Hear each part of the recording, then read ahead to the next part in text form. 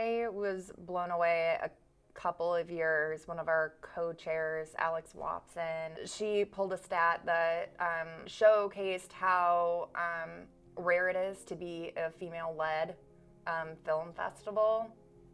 And with that knowledge, knowing that we are rare as a film festival, we've all really taken it to heart whose stories have been excluded just through power dynamics and opportunities that might be available to one person over another person. So at Hobnobben, we always like to say that we are story first. If you have a good story, we want to see it. Budgets are wonderful. I know all filmmakers wish they had more budgets, but having a high budget doesn't necessarily guarantee a spot in the festival. And it by not having a budget, that also doesn't mean that you won't have a voice within the festival. So we look for films and that have that compelling story that you wouldn't otherwise hear anywhere else.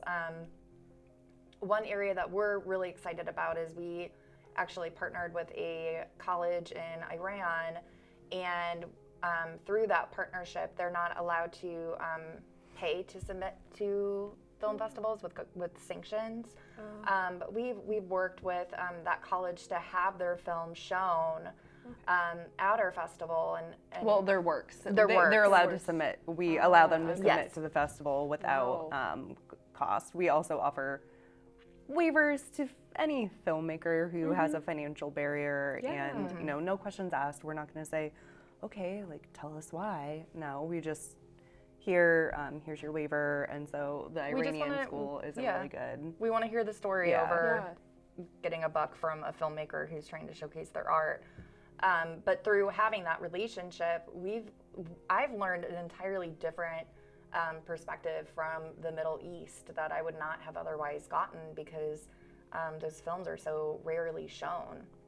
And that's just one example, but we have so many examples of the stories that we've shown and how they've been able to start conversations within the Fort Wayne audience and abroad. Yeah.